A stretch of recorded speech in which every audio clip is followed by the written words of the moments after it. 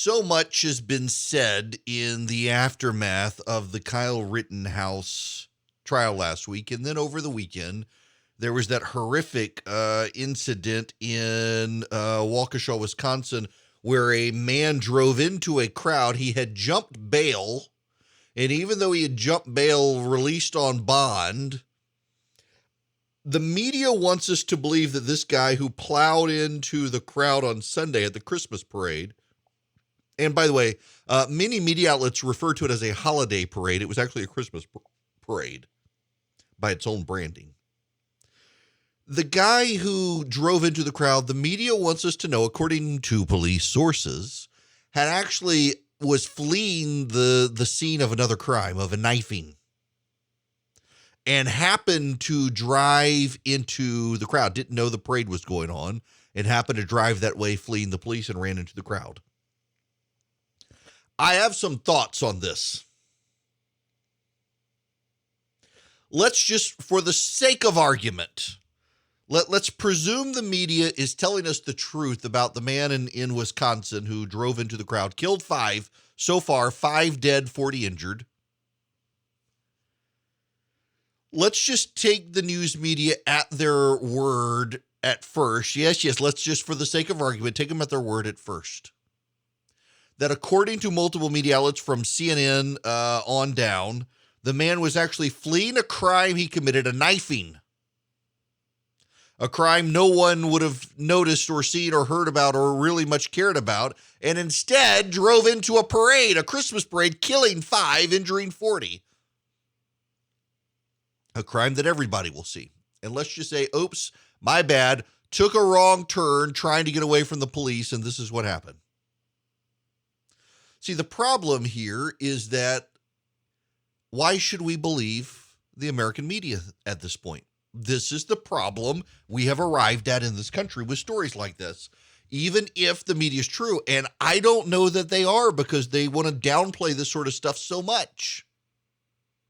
Even if it's true, nobody's going to believe them because they've destroyed their credibility so often. Look at the Kyle Rittenhouse case. The amount of hysteria that is out there in the media is nuts. This is commentary from Tiffany Cross at MSNBC. He wasn't the only lawmaker to make this point. Paul Gosar, whose own family doesn't like him, said that he wanted Kyle as an intern. I find these people disgusting, Ellie. I'm disgusted at what I'm seeing. It's not just this trial, it's other trials. But this in particular, the fact that white supremacists roam the halls of Congress freely and celebrate this little murderous white supremacist, and the fact that he gets to walk the streets freely, it lets you know these people have access to instituting laws. They represent the legislative branch of this country. What are we to make of that?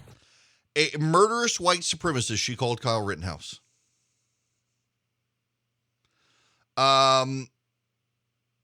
This is bizarre. This is unfortunate. It's a lie. And yet they keep it up. They keep it up. So much of what the media said in the aftermath of the Kyle Rittenhouse trial was true. Do you know the Independent, it was not alone. There were multiple media outlets, including the Independent, which is a British outlet, getting its news from several American outlets, claimed Kyle Rittenhouse killed 3 black men in Kenosha, Wisconsin. He didn't. They claimed he carried a gun across state lines. He didn't. He did go across state lines to Kenosha, but he worked there. He was going for a job and decided that he needed to protect the businesses so his business, among others, didn't get burned down. It's kind of stunning, actually, to see the level of misinformation out there. So now this guy drives into a crowd in Waukesha, Wisconsin, and we're to believe the media. We're to take the media at their word. We're to treat it as true. When they're dismissive of this, when they're so often dismissive of these situations. You know, Jacob Blake, for example, which led to the rioting in Kenosha, Wisconsin, didn't die. Multiple media outlets reported him as being killed by police. That wasn't show. And by the way, the fact pattern there doesn't really justify rioting given what Jacob Blake was doing. I have to wonder. And I have wondered all morning if I should be big enough to say across national airwaves what I put in writing in my morning newsletter. And I think so. I think this needs to be asked. Does the American media want a race war? Does the American press corps want a race war? When Dylan Roof went into the church, the AME church in Charleston, South Carolina, those people prayed for him and over him before he murdered them. He wanted a race war. He wanted to start a race war.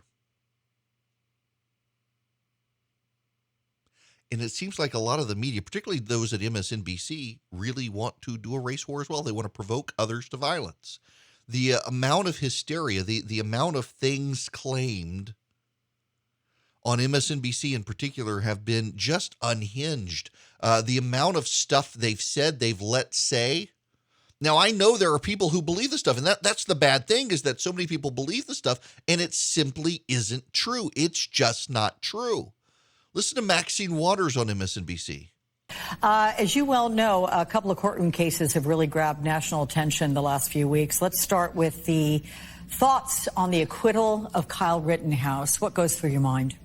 Well, I was absolutely disappointed in the judge. He demonstrated from the very beginning that he was on the side of the defendant.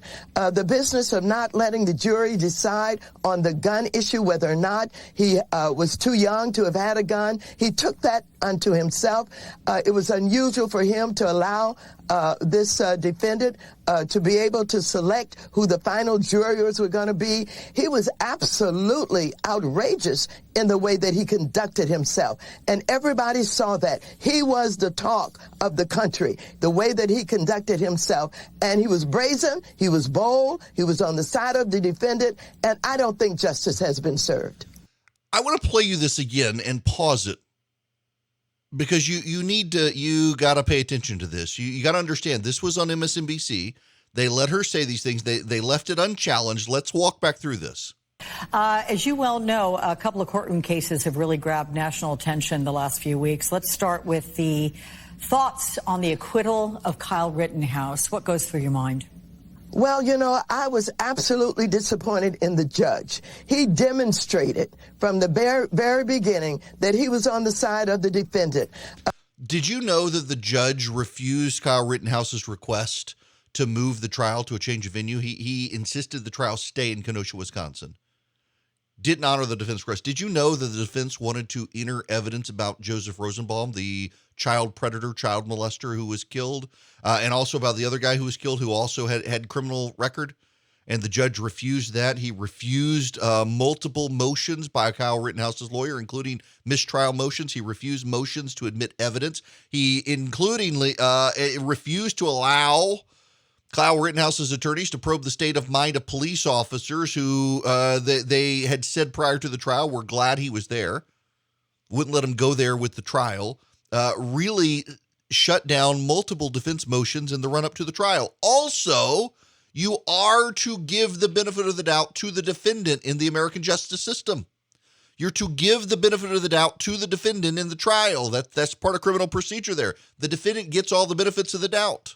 The business of not letting the jury decide on the gun issue, whether or not he was too young to have had a gun. You don't do that. Does Maxine Waters not understand this? You have to prove certain things according to the law, and they did not meet the standard of proof. The judge can enter a directed verdict on most things in a trial, almost anything in a trial. And in this case, they proved that the barrel length of the gun was long enough such that Kyle Rittenhouse was allowed to carry it in Wisconsin. They proved the ownership. They proved he had the right to do it. They checked, in a fact pattern in court, in criminal cases, each element of a crime has a component.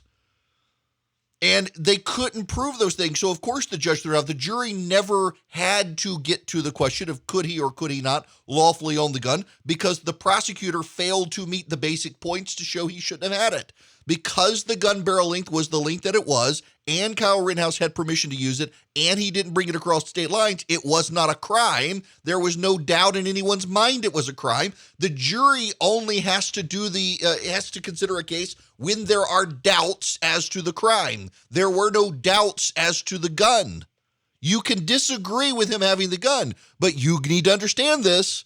You have to actually raise the doubts, and there was no doubt whatsoever. He lawfully, legally, under Wisconsin law, was entitled to have the gun. There's no reason to send that to the jury. He took that unto himself. It was unusual for him to allow this defendant to be able to select who the final jurors were going to be. That's not unusual at all. This judge has for 21 years as a judge done this. He keeps the names of all of the potential alternates in a box, and then he allows the defendant to pull the names out of the box. He's done it for 21 years in every case, not just this case, but 21 years in every criminal case. He has allowed the defendant to pull the names out of the hat. Who else would do it? The DA? The judge? It doesn't matter. It's a random selection from a hat. Maxine Waters did not know this, and the reporter at MSNBC did not challenge her. He was absolutely outrageous in the way that he conducted himself. No, he wasn't. These are all things that were done, and they let her get away with it on MSNBC. They allowed Tiffany Cross to call him a murderous white supremacist. They have allowed Joy Reid to go on and repeatedly attack and say that this guy, that he was willful, that it was wrong. He wants to raise the specter, or they want to raise the specter of white supremacy. Joy Reid herself has been particularly unhinged on MSNBC. Then you have the NAACP president come out and say Rittenhouse is a warning shot that vigilante justice is allowed. You know, vigilante justice isn't allowed. The reason Kyle Rittenhouse got away with it is not because he was a vigilante and it's allowed, but because it was self-defense. He wasn't charged with vigilantism. They did not charge him with that. They charged him with murder, and he had self-defense. The amount of willful disinformation from the media, particularly MSNBC, makes you wonder if they want a race war. It makes you wonder if they are inciting people to violence. They've been doing this for a couple of years now, and they can't let it go. And by the way, this is now Joe Biden's America. It's no longer Donald Trump's America. And they're continuing to amplify this stuff. One of the voices of reason on the self-defense issue was David French. Yes, on CNN with Brian Stelter. Well, one of the takeaways is that I think the media dropped the ball. Parts of the media dropped the ball on covering this case from the start, because right from the start, there were a couple of things that were pretty immediately obvious. One was we knew what Wisconsin self-defense law was, and the other one was there was a lot of video evidence out there in the public domain.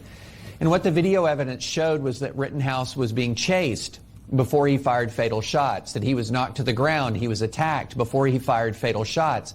And if you knew Wisconsin self-defense law and you knew sort of the rules around open carry, then you knew he was going to have a strong defense. That was David French on CNN. You could watch the heads explode as he said these things, and he was telling the truth. And it's fascinating to watch so many of these people on the left in the media willfully still, after all this time, lie and distort what happened in Kenosha, Wisconsin. And then when the parade happens, and by the way, NPR, let me read you the headline. NPR calls it the Waukesha Holiday Parade, when the actual title was the Waukesha Christmas Parade. Says that, oh, well, actually, this guy, he was fleeing from the law and happened to take a wrong turn. Maybe that's the truth, but how can anyone believe the media after so much willful distortion of the Kyle Rittenhouse case? They seem to be in on it. News and